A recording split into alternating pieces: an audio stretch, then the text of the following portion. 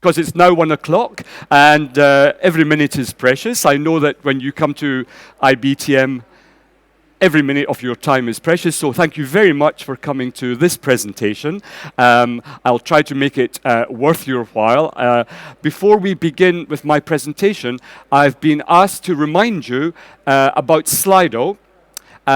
It's something that will enable you to ask questions at the end of my presentation. So if we can have this slide on the screen, this is the code for Slido.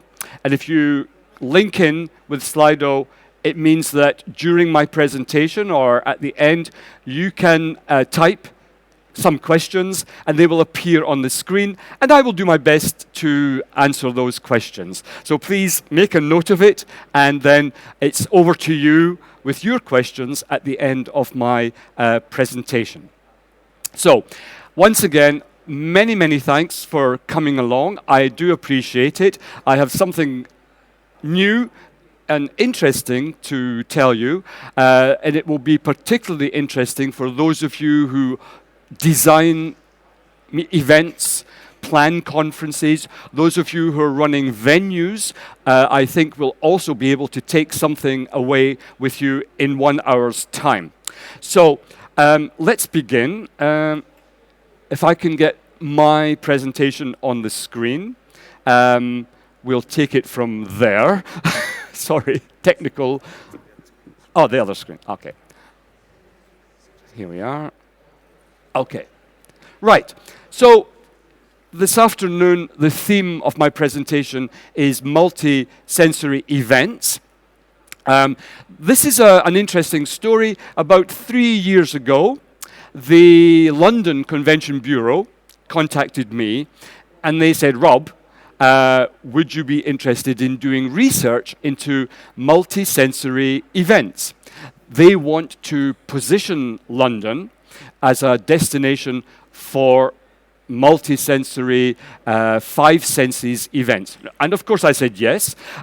I'm a consultant, do research, consultancy, and training in the business events industry. Those of you who don't know me, now you do. So I said, yes, that sounds interesting. And what I'm going to share with you this afternoon are my findings and suggestions about how you can use multisensory factors to make events more interesting, more engaging, and more productive for the people who attend them. Time is precious, and people don't have time to waste on meetings which are not productive or profitable to them. I'm going to suggest ways of making meetings much more interesting and better. And anyone can do this. And I don't want you to think it needs a lot of money, because you will see that's definitely not the case. So what interests me about this is that everything I'm telling you is based on neuroscience and cognitive psychology. You know, in the last few years, neuroscientists, cognitive psychologists have told us a lot of new things about the brain and how it works. One of the things they've told us is that the more you stimulate different parts of the brain, the more vivid and memorable meetings are. In other words, stimulating more parts of the brain makes the participants have a better quality experience, and they remember things more. In all the events you organize, you want the participants to remember things. You want to add to their knowledge, change their opinion about your brand, for example. And by using the five senses, this is one way of doing it. Now, most of us in this room are fortunate enough to have the use of all five senses. But you know, traditionally in meetings, conferences, events, we tend to use two. Audiovisual, AV we talk about. And that makes sense because scientists tell us that about 80% of all the information we have about the world, the things we know about the world, the things we love in the world, 80% of that knowledge comes to us through our ears and our eyes. But that still leaves 20%, and it's the 20% that we are now going to look at. So the word I want you to remember is engagement. Everyone wants their participants to be engaged with the event, to be listening, to be learning, and not to be sitting looking at their mobile phones and what's happening on Facebook. That's not engagement. So we're going to look at how this can work. Now, if you forget everything else I tell you this afternoon, please remember this. Professor Domazio from the University of California has said this, that we are not thinking beings that feel, we are feeling beings that think. Feelings are primordial. We had feelings as a human race long before we had thought, language. Long before we had those things, we had feelings of hot, cold, fear, desire. And those feelings are very deep in us today. So this is about those feelings and how we can harness them when we are planning meetings, designing venues, and so on. So it's about going beyond the audiovisual. We are good at audiovisual. If you think about all the advances we've had in the past few years with PowerPoint, with multi-screen events, the way we use sound, we are good at the audiovisual. But I want to talk about going beyond it, using the 5 senses to make your events more stimulating experiences. And someone once said to me recently, what do you think we'll be speaking about after we don't speak about events anymore? And I said, experiences. At the moment, students in universities, and we have some of them here, are studying events management. I think in a few years' time, they'll be studying experience management. That's important. So, see your event as a theatrical production. We can learn a lot in our industry from the world of theatre, entertainment. We can learn a lot from the world of retail, shopping malls. A lot of what I'm going to tell you is already understood and used by people who design stores, shopping malls. They want you to spend time and money in those places, and they know some of these techniques that I'm going to share with you. Now, question for you: what makes an event stand out from all the others? We all want our events to stand out, to be memorable. It's not necessarily about how much money you've spent. I've been to conferences where they've spent a fortune and it hasn't been very good, or I've forgotten about it. It's not about money. It's about how many memorable moments the participants remember the following week, the following month, the following year. All of you have those memorable moments from events that you have attended. Conferences, exhibitions like this, family events, birthdays, weddings. How do we get those memorable moments into the events? Well, one technique I suggest to you is this one: a sensory exposures audit. A sensory exposures audit means walking through the event as your participants will walk through the event, from beginning to end, from arrival to departure, at different times during the event. What will they see? What will they hear? What will they smell? What will they taste? We'll come back to that. Conference food. Feelings. The comfort of the seats. The feeling of the carpet under their feet. These are senses, and you as a meeting planner, conference organizer, need to be aware. And if there's something you don't like, if there's a bad smell, for example, when people arrive, because they're digging up the road outside the venue or something, change it. We can do a lot with smell. Smell's very important to me. I've got a big nose. Smell's important to me, and we'll talk about that. So How many senses can you stimulate positively in the events that you plan? Venues in your design need to think about this. Things like I told you, the color of the walls, the comfort of the seats, textures. We'll come back to all of this. Right. Let's take the senses one at a time and look at what we can do or what you can do to use them more effectively. So we'll start with audio and visual because those are the ones we know a lot about. We're good at this. Technology, sound, acoustics, you know, even in a conference for 2,000 people, these days, the person at the back of the room can hear just as well as the person at the front. We're good at audio-visual, but I think we could do more.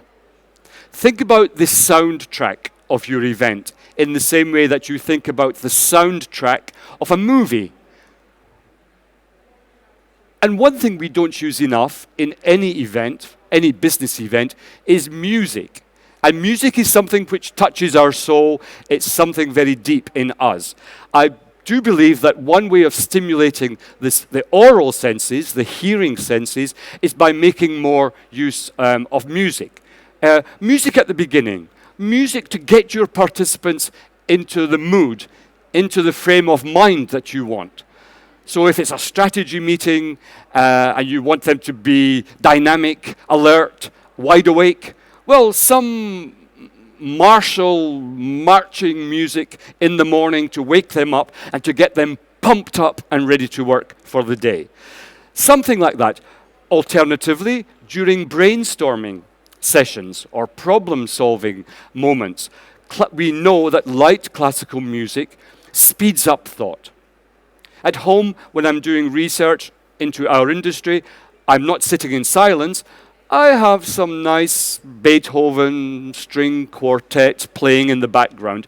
Very, very low, but it helps me and speeds up my thought. Use it more in the background. We're not speaking about deafening the participants. If the meeting is motivational, if the objective of the conference is to motivate the participants, well, what music do you know that's motivational? Here are a few suggestions from, from my generation. Songs which everyone recognizes, team building, Simply the Best. These are powerful songs which are in our DNA, and even if they're played at low volumes, people understand them, and it sets the mood, gets people into the correct frame of mind for what's going to follow that day. Don't worry, I'm not going to sing anything. That would be the best way of emptying this room in 2 minutes. So again, team building, again, some songs which we recognize, which bind us together, friendly songs, supportive, good lyrics. You know, why not? These are songs which we can use very, very effectively. Also, I've discovered in my research into the 5 senses, some very interesting things happen when you take away one of the senses. We know that when one sense is removed, the other 4 senses move up to compensate. So think about this, silent conferences. Has anyone been to a silent disco? Oh my goodness me. You're all so young and trendy. Well, that's fantastic. A silent disco, people have their headphones on and they're all dancing to different songs. Wonderful. But experiment, if you like, with silent conferences where in the room, at each corner of the room, you have different speakers and the participants put on headphones, and when they walk from here to here, they stop hearing him and they start hearing her speech. It gives people the choice, and it means you can use one room instead of 4, and people simply like it. You're taking away the ambient sound and creating a silent conference. Okay, vision, sight. We're good at that. As I told you, it's a source of information, but we could do more. Okay, I'm so sorry to the venues in the room if your meeting rooms look like this. I'm so sad when I look at this picture and I think, Rob, you have spent so many years of your life in rooms like this. It's not very exciting. If you walked into a room like that and you knew you were going to be there for 3 days, your heart would sink into your boots. So, what do the young generation expect from venues? That's nicer. Color, stimulation for the eyes, natural daylight. You know, people these days, especially the younger generations, expect visual stimulation. Color, daylight, excitement, something like this. Or like that. It's an old factory in London. Now it's a beautiful meeting room, color, plenty of light. And look at those chairs. No two chairs are the same. But who cares? Who cares? Where is the rule that says all chairs in the meeting room must be the same? There is no rule. How can you sit in those chairs? They're not so comfortable, but we don't want you to fall asleep. You'll know if your venue is visually appealing and visually attractive because when people walk in, especially the younger generation, they will do this. Selfie. Now, sorry, but no one is going to walk into that room and go, wow, a selfie, Instagram. Unless it's to say to their friends, oh my God, I'm here for 3 days, I'm gonna die. Color, excitement, venues that look a bit more like your home. Soft furniture, colorful, personal. We know much more about the science of color from neuroscientists. Again, experiment. I love this. This is from the University of British Columbia. And they did this experiment. 2 groups, similar people, similar size of groups, put into 2 separate rooms. And they were given the same tasks, the same assignments to do. The people in the red room did better at those tasks needing attention to detail, accuracy, detail. They were good at that, much better than the people in the blue room. But the people in the blue room were much better than the red room in tasks needing imagination, creativity, solutions.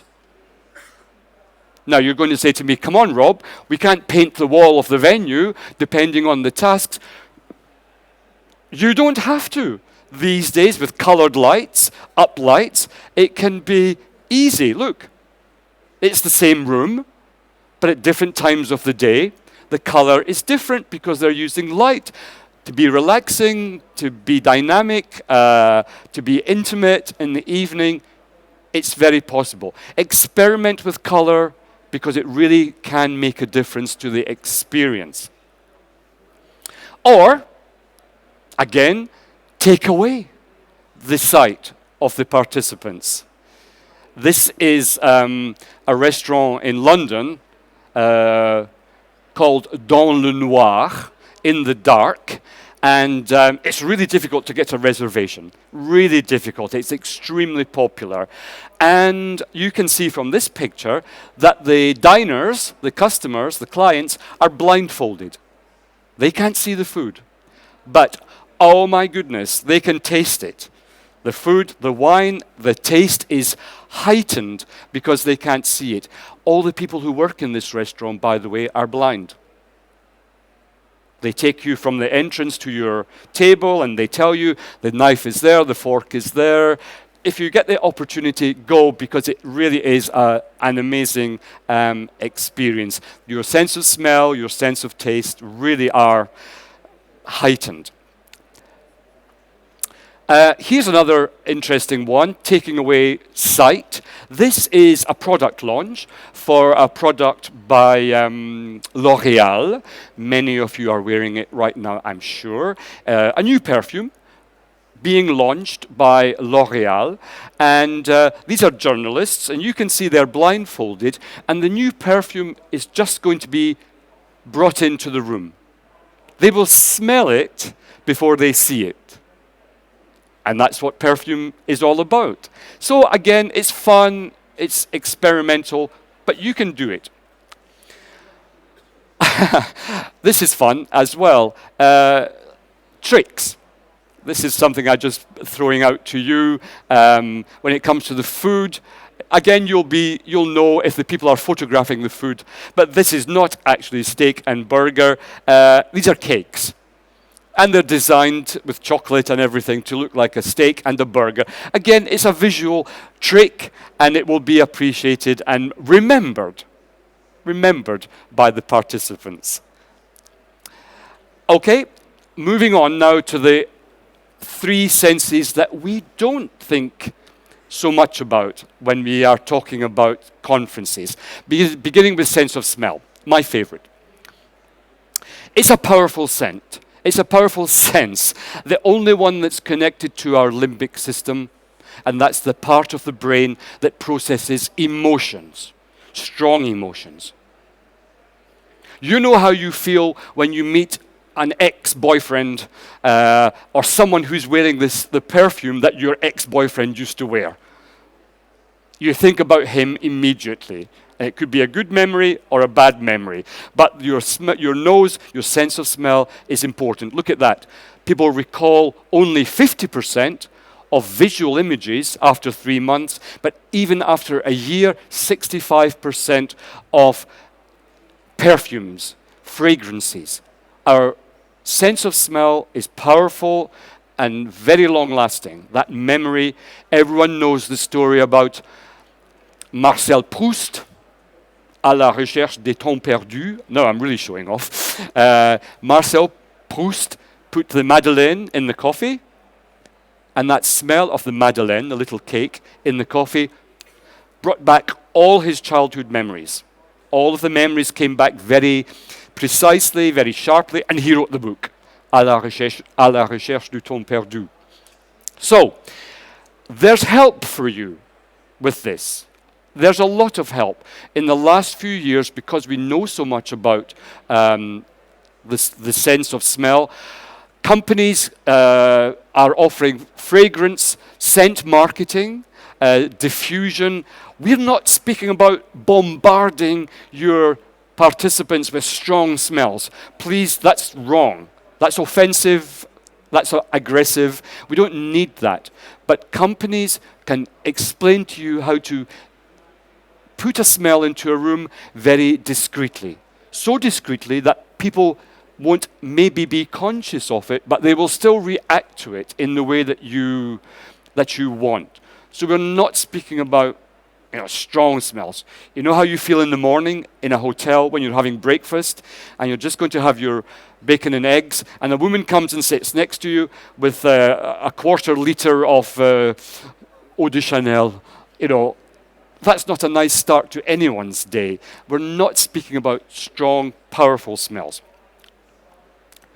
The science of smells. Again, we know much more about how smells affect us. And actually, this is not new. Our ancestors long ago understood these powers of different fragrances. We know that lemon increases concentration. It helps you to concentrate, helps you to focus. So if you want your participants to be working on a task together in small groups, a bowl of water on the table with some lemons sliced on it.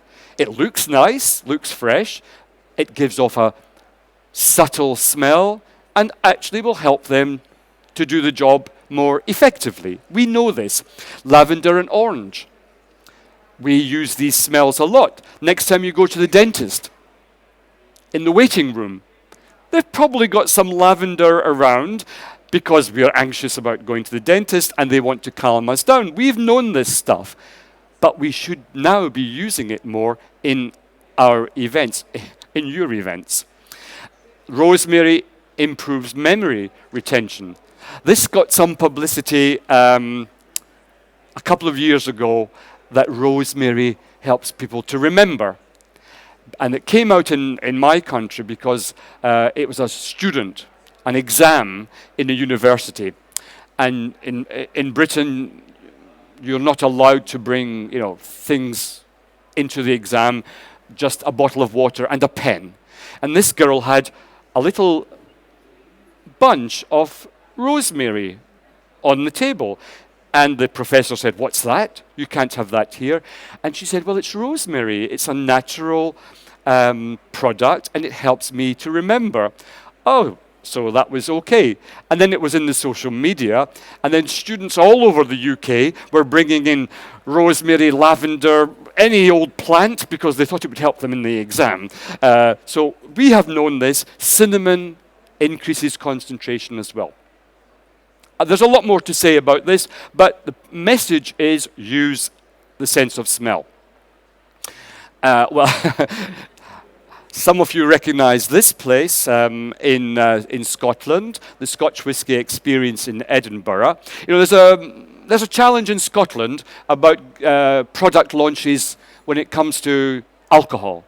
A new whiskey, a new gin, brandy, because in Scotland you can only drink about that much, or you're over the limit for driving. Half a pint of beer is the maximum. So most people don't even drink any alcohol. But if you're launching a product like a scent, like a drink, an alcoholic drink, let them smell it.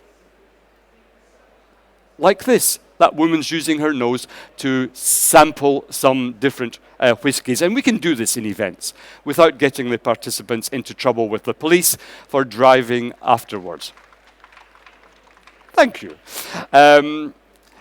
Scent marketing, I mentioned before. Again, take control of your hotel, your venue. A good example here is the Mayfair Hotel in London, and they've created what they call a signature fragrance. They're not leaving it to chance what people smell when they walk in the front door. They're taking control. They're putting their own fragrance into the reception area, into the meeting rooms, and they had it created specially. It's a mixture of lemon and freshly cut grass, nice, and it's special. You'll only smell it in their venue. Anyone can do that. There are professional people who will work with you to create the special scent of your venue. Well, I said we'd speak about conference food, and you well know, if you're a conference organizer, that if you're going to get one complaint about the event, it's the food.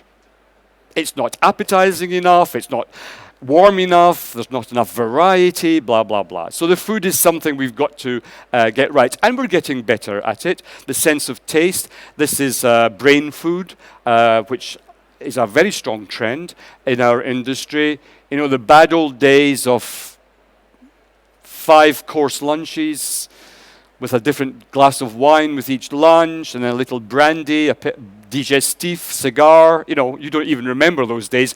Those days are over. There's a lot of problems with giving people a 5-course lunch with alcohol.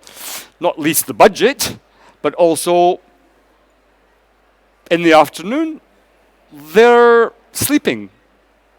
Their eyes are open, but every professor knows that it's possible for people to sleep with their eyes open. So don't let them sleep. Keep them alert, keep them awake, and brain food, vegetables, olive oil, eggs, berries. And if you think that's all a bit boring, may I just point out the black chocolate is also one of the brain foods.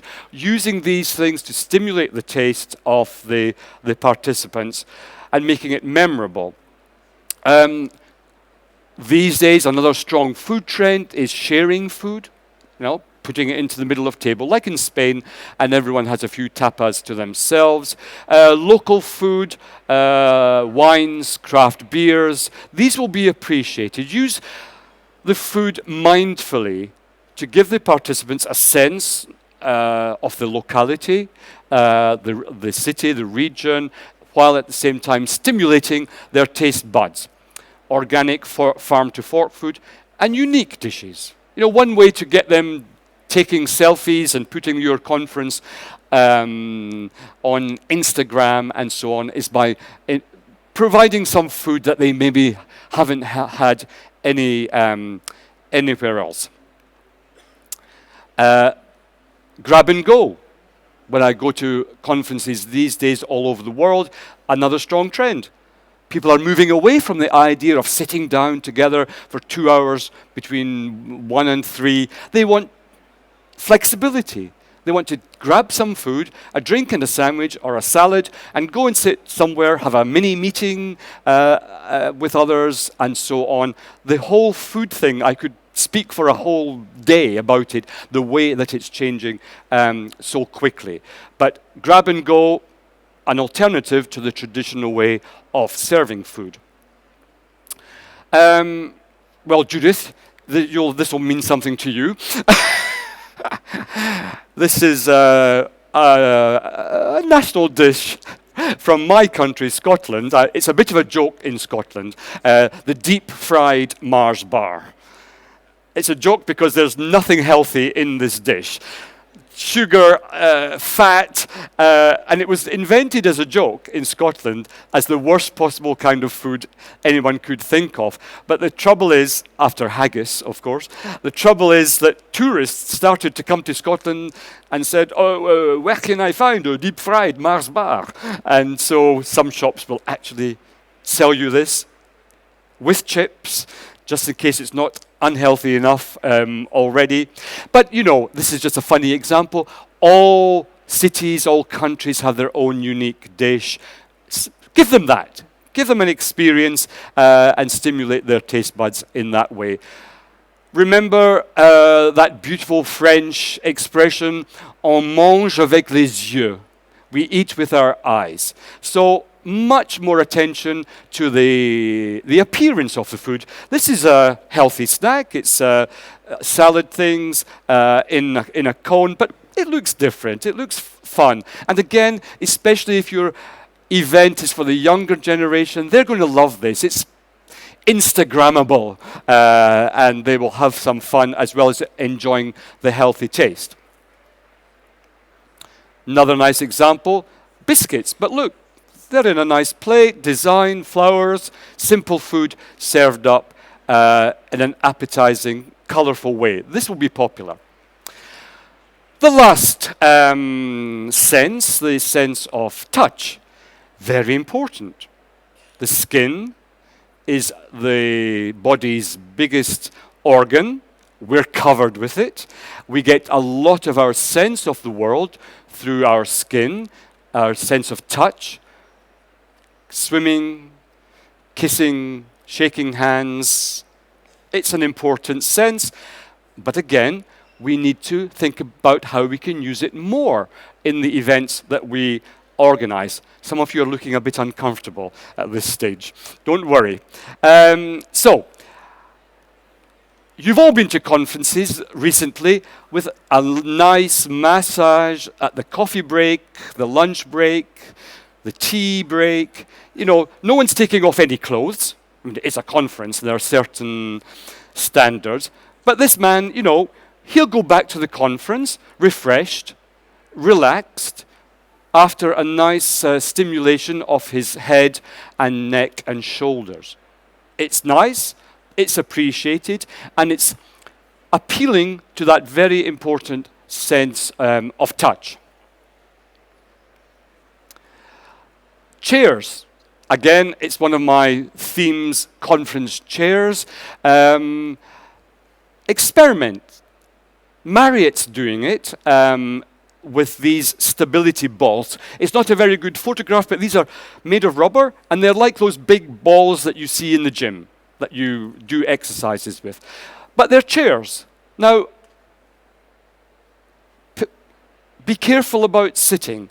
You know what we're saying now? That sitting is the new smoking. And we all sit down too much, far too much. And scientists know it's bad for our hearts, bad for our lungs, our digestive system, everything. We sit down too much. Our bodies are not designed for sitting. They're designed for hunting, running, fleeing. And we sit down too much. But these are different. With these stability balls, it's what we call mindful sitting. You must concentrate and change your center of equilibrium from time to time, or you'll fall off. If you relax and forget about where you're sitting, you'll fall over. So it's mindful sitting. Try them out. They're great for core strength because you're all the time gently changing your balance and your body loves it. Again, sense of touch. Hands, we get most of our sense of touch through these things. And again, keep them busy. You know, people who are scribbling, doodling, drawing at conferences, we used to think those people are distracted. Those people are bored. Now we know more. We know that they're thinking, they're keeping their hands busy, and they're focusing more because they're doing something with their hands. Well, give them things to do. Give them sketch pads, pens, Play-Doh, this kind of thing. Keep them busy. Keep those hands busy and appeal to their sense of touch. And the simplest sense of touch of all is that, the handshake. Organize your events with as many opportunities as possible for people to shake hands. You know, many of you have been to IMEX in Frankfurt, and you know that when you arrive at IMEX, Mr. Ray Bloom is there to welcome everyone with a handshake. Welcome to IMEX. And when you go, thank you for coming, see you next year. Psychologically, we like this. We appreciate it. And it's good for us, that sense of touch through shaking hands. So encourage your participants to shake hands with each other, to shake hands with the person next to them during the networking sessions. It's a simple thing, but it means a lot to that particular sense. We're not going to look at this because we don't have time, but when you download the presentation, take a look at this Dolby launch of their sound system in London. It's only a few minutes long, but it shows you a lot of the things I'm speaking about. They launched their, everyone's heard of Dolby, the cinema sound system. Well, a couple of years ago, they launched their new system in London. And it began in a room like this, completely dark.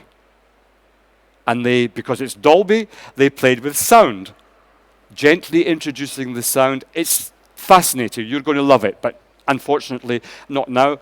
I'm speaking too much. Okay, well, we're going to do that.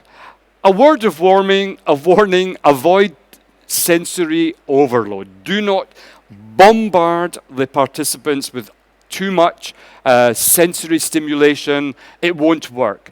Be gentle, be subtle. Some people have sensory sensitivities. They don't like loud noises. Be careful with volume.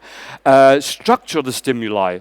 So as it says here, don't introduce strong perfumes at the same time as strong sounds. Choose one or the other, and preferably gently and subtly. Don't assault the senses. Play with them, appeal to them, the 5 senses. Okay, so going back to the London and Partners research I did, this was a survey, and it really speaks for itself. A couple of years ago, just over a quarter of events professionals believed that the 5 senses were being used effectively.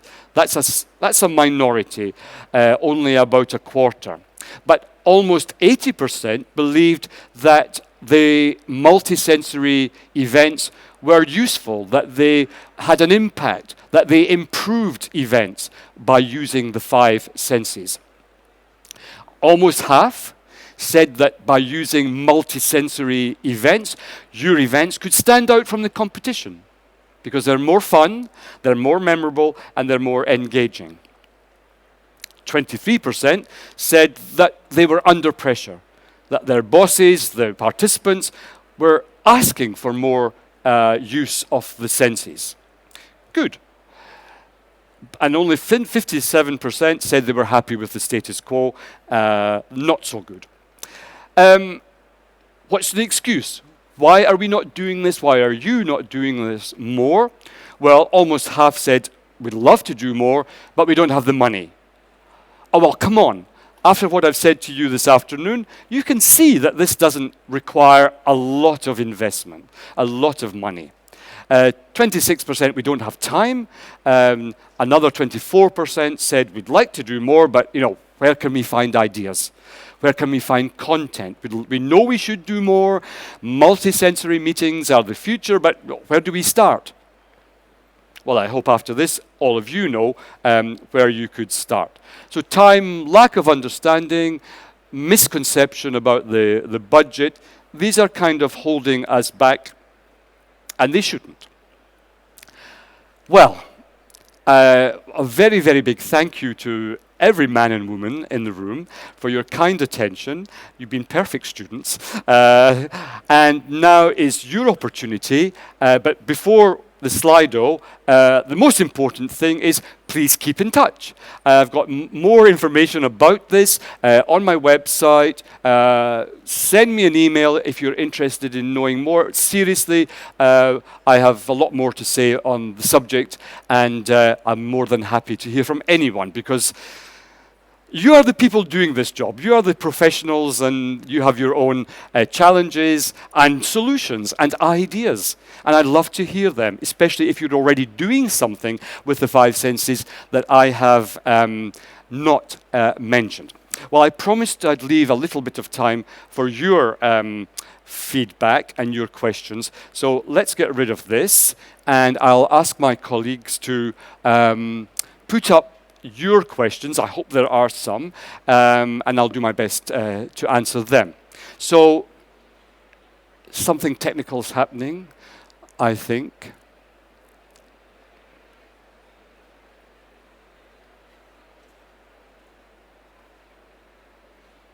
Oh, Vorsprung durch Technik.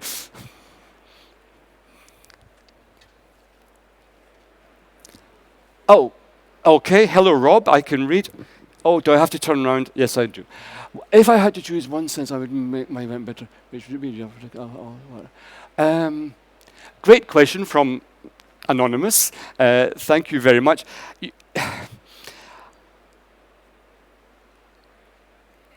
Audiovisual, I'm going to assume that audiovisual we're already doing. And I'm going to assume that you, whoever you are, already have good knowledge about conference catering. I think I'd do the sense of touch. It's so important. It's so fundamental to us. And we tend at events like this to be a little kind of divorced from the normal sense of touch that we have in our day-to-day life. I would do more with that. The simple handshake. There was a nice experiment in a university in America, again, where when the students returned books, 50% of the time, the librarian just took the book. Thank you, goodbye. The other 50% of the time, the librarian, she took the book and she gently touched the hand of the person, saying, thank you. Now, those students, as they left the library, they were interviewed about your experience of returning a book. And, surprise, surprise, those students who'd had a light touch on the hand gave a much better feedback for the experience. So it's something I think we can do more with. Naturally, a lot of this is culture dependent. And we know that some cultures are less comfortable with a big hug. Even handshakes in some cultures are not welcome. So a lot of this has to be cross-cut with what we know about culture. Silent conferences. Would the speaker not feel uncomfortable with silence? I love silence when I'm speaking. No, it doesn't seem to work like that. Of course, when there's feedback and questions, the headphones come off. But it works because it gives the participants the choice. And when they've heard enough from this speaker, they can go over there and, like they would in real life, in a conversation at a party, when this conversation has come to a natural end, you walk away and you go and join this group over there. I've done it once in Gothenburg, and I enjoyed the experience. It's funny to begin with, because these people come, but they're listening, they're beside you, they're looking at you, and they're definitely listening. So I don't think it's a major issue. Okay, oh, well, thank you, Martin, for your kind comment. The companies that you need to contact for the sense of smell are excellent. They exist in all countries. Fragrance diffusion, they use names like that. They will invent a perfume for you, for your venue, your hotel. They will help you to diffuse smells into the room discreetly as well. That's their job. And that's a fairly new profession. We didn't used to have these people, but they exist now, and they will really make a difference. You know, they'll alert you if there are any unpleasant smells in the vicinity, and they will make it better. I think you're probably going to be using it in excursions. In excursions, why not? Any kind of event, bringing people together for any kind of business event can do this. Exhibitions, you know, when you walk onto a stand, even subconsciously, you're aware of the surface.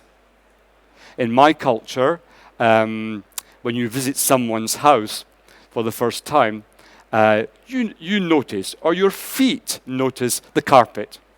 And in my culture, a thick carpet is a sign of prosperity, you know, you've made it, that kind of thing. So, you know, we can do a lot more, even at events like this.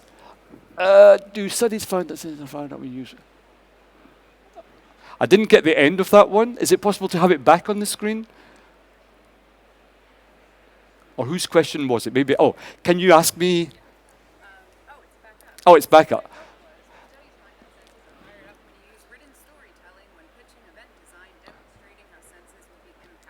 Storytelling.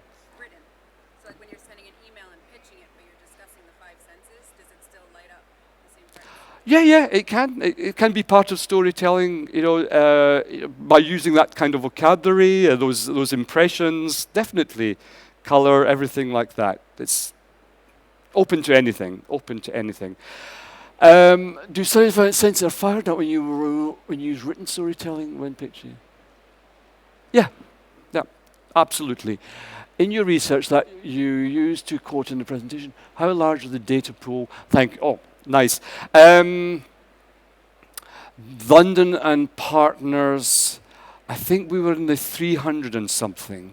It's 3 years ago now. I hope if we did it again, it was 300 and something British meeting planners. I hope if we did it again, they would be different, that more planners would be using the 5 senses, and I hope after today you'll also take it on board and in the work that you do. Hi, Rob. Culture is great. Oh, thank you, Guido. Culture versus senses.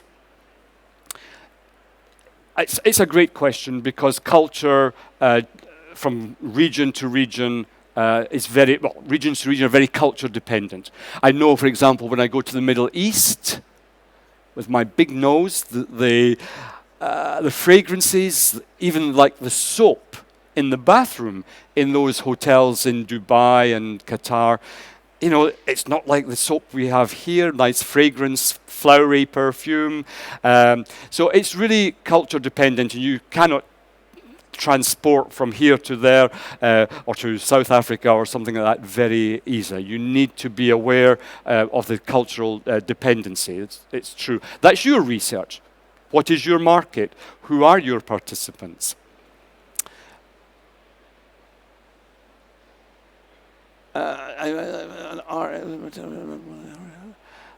Well, I like this question. A word that we are hearing more and more, if you haven't heard it already, you've heard it now from me, the festivalization of conferences.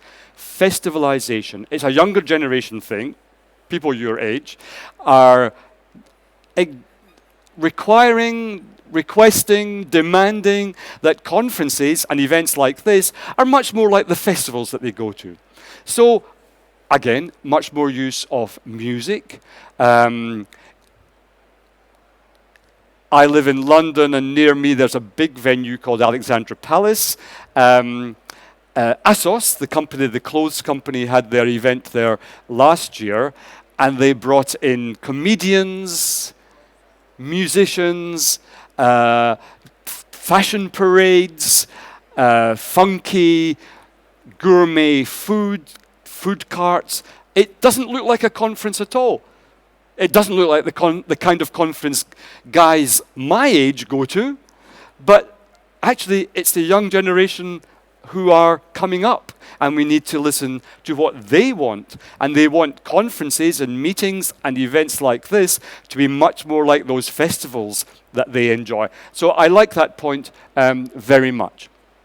Is there any conferences where all are more productive?